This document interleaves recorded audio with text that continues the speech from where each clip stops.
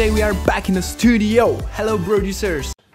Hello! So I'm going to show you today a few tips and tricks on how to EQ your instruments.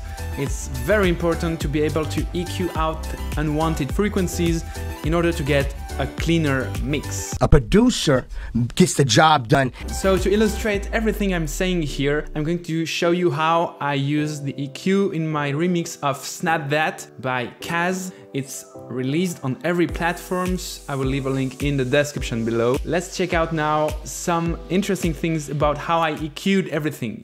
So when you're making a track and you have a vocal, you need to make some space for the vocals. So important frequencies for the vocals include the range from 2 to 5 kHz, which makes the vocal more easy to understand, makes the vocal more present. Since you need to keep these frequencies on the vocal, it's a good advice to remove them on your pads and other instruments that are playing at the same time as the vocal. So for example, let's look at the pad here.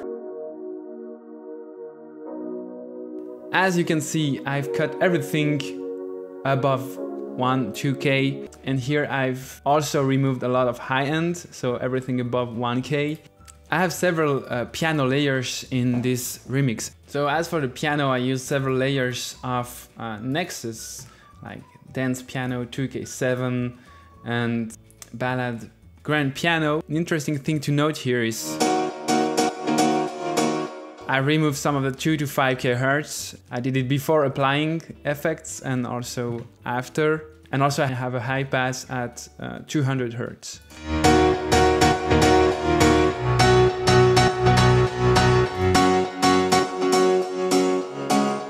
And on this one, which is piano 1 with more reverb, I apply the same principle. I removed the high end and some of the 1 and 2K so that the vocals have some room.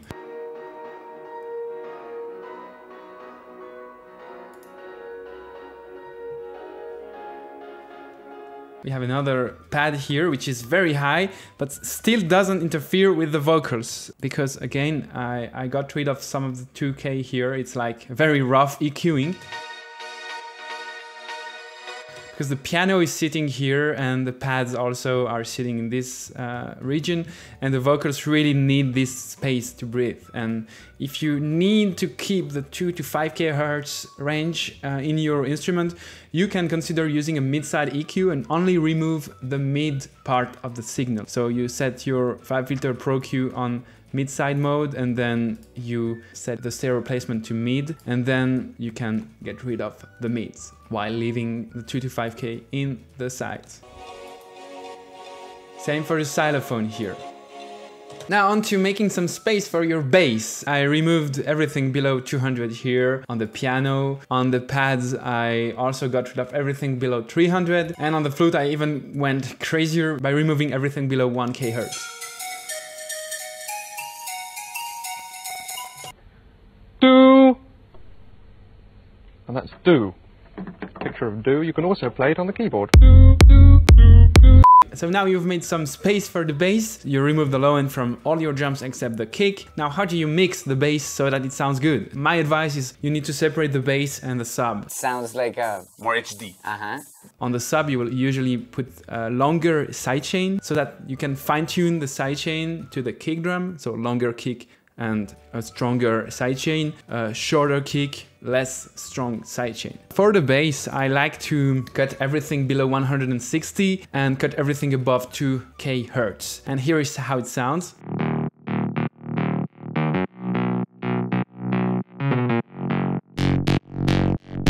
Because we don't need this very high end from the bass, and it sounds a bit like Kygo. It's pretty cool. Now let's look at the sub, and you can see I cut everything above 90 Hz and everything below 20 Hz. So it just takes a very small frequency range, and along with the kick,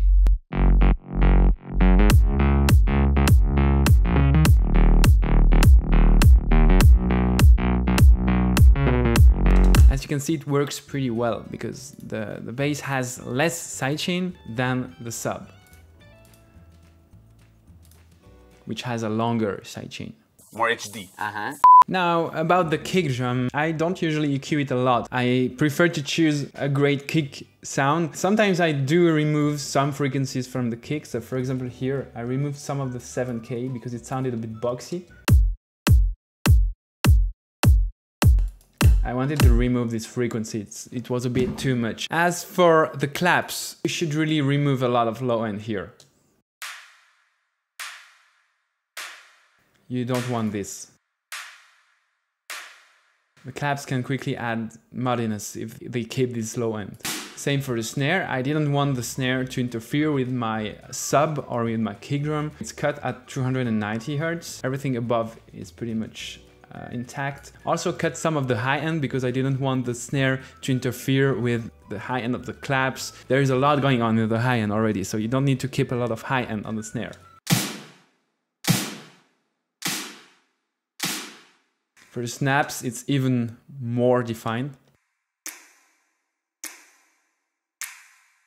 As for the FXs, everything that's not like a huge impact, you need to remove the low end and only keep what you need from it. So here for the crash, I cut everything below 2K here. Thing is, you might not notice the difference, but all these little frequencies that you don't need, they will add up and make a lot of mess in your mix. You're going to be a very muddy producer if you keep these frequencies.